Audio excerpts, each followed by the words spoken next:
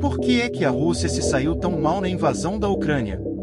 E o que explica a defesa bem-sucedida da Ucrânia contra o seu agressivo vizinho? Será a sua atual contraofensiva eficaz? Se você leu ou assistiu às notícias no ano passado, provavelmente já ouviu falar uma dúzia de abordagens diferentes sobre como e por que as coisas aconteceram.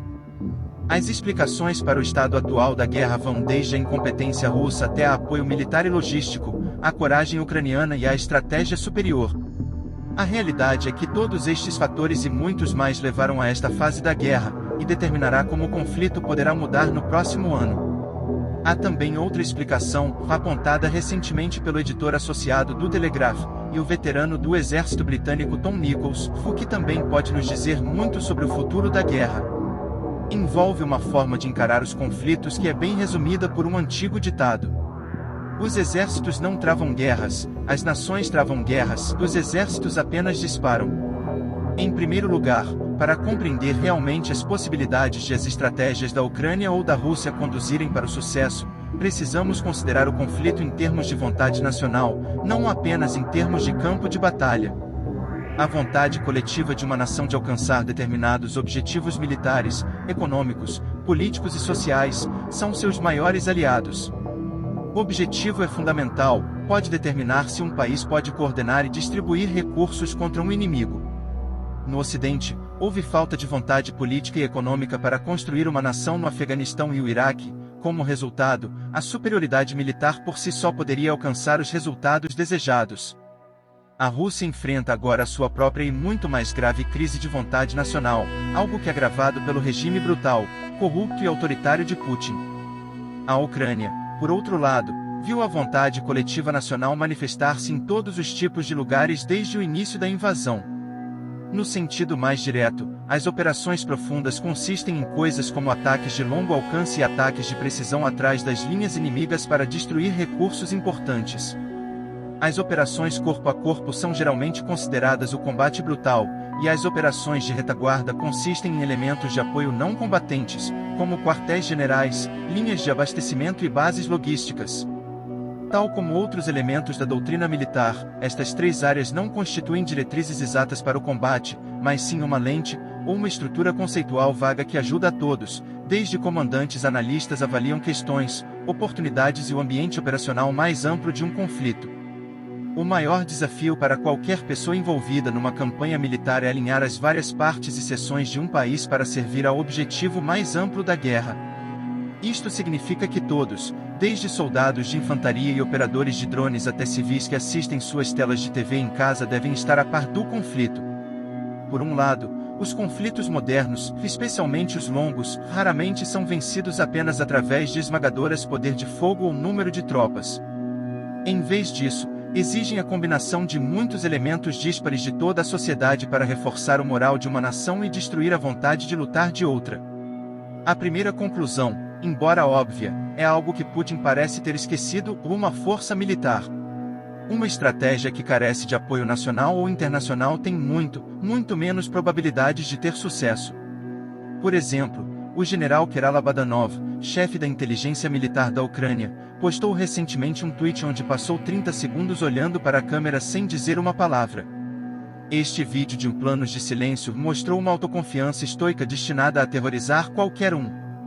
O recruta russo que assistiu ao vídeo pensou coisas do tipo: você não está pronto para o que está por vir. Outras operações psicológicas profundas destinam-se a aliados em todo o mundo, destinadas a pressionar, conseguir apoio externo e transmitir a mensagem de que estamos na mesma equipe.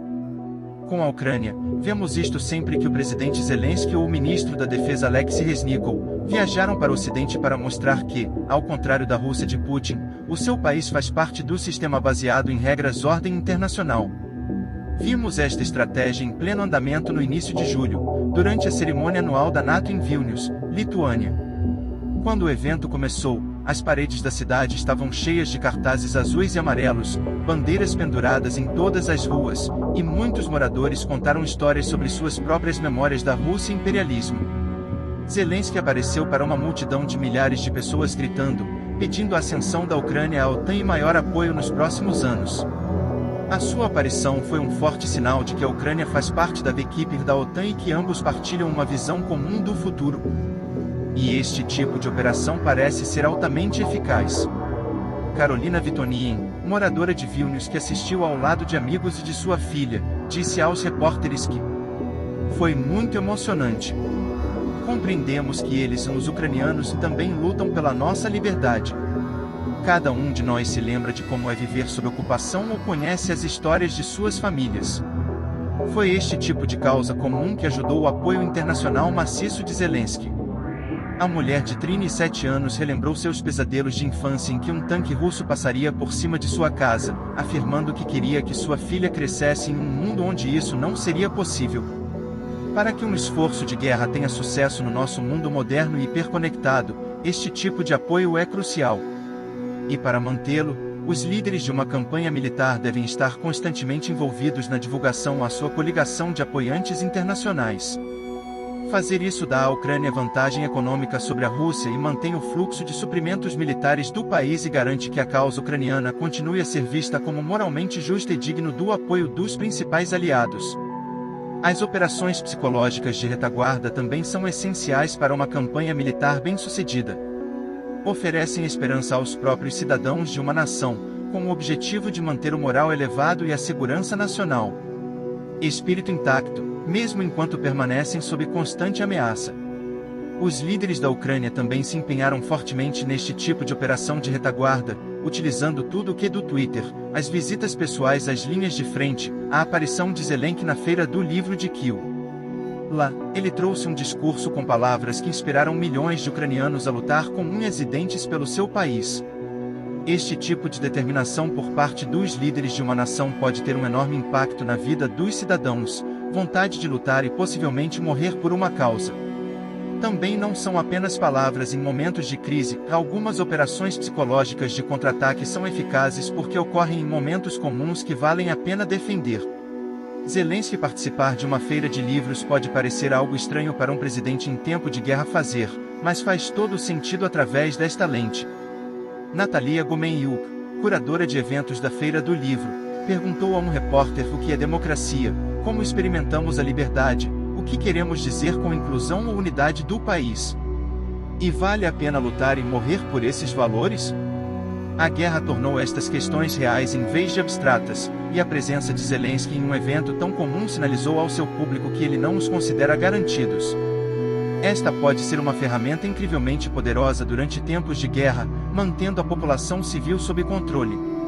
Mostrando que a vida normal é algo que vale a pena lutar e colocar sua vida em risco, pois as autoridades ucranianas oferecem tanto um grito de guerra como um objetivo para a existência pós-conflito. Mesmo as operações corpo a corpo, geralmente consideradas apenas como um combate brutal na linha de frente, têm um impacto psicológico. Os soldados precisam ser inspirados antes e durante o seu destacamento, especialmente porque a vida nas trincheiras é muitas vezes miserável e aterrorizante. Na Ucrânia, os militares criaram múltiplas organizações para lidar com este problema. Um deles, o Centro de Apoio Moral e Psicológico, ajuda a preparar mentalmente os soldados para os perigos e tensões da implantação avançada. O chefe do centro, Capitão Andriy Karachevsky, também sofria de TEP e explicou que é uma intervenção antes do combate. Fazemos parte do seu armamento. Damos-lhes habilidades para lidar com o combate. Como um soldado deve compreender a gama de emoções, da raiva à tristeza e à confusão e muito mais que ele possa sentir. Como um soldado deve administrar o que está sentindo ali e depois. O outro objetivo desses centros é prevenir o maior número possível de crises de saúde mental entre soldados ativos e que retornam, promovendo uma liderança inclusiva e emocionalmente consciente entre os comandantes do campo de batalha. A esperança é que isso evite o colapso das sobrecarregadas forças armadas da Ucrânia. É também uma forma de mudar os estigmas em torno da saúde mental, tornando-a mais fácil e mais eficaz. Aceitável que as pessoas procurem ajuda psicológica.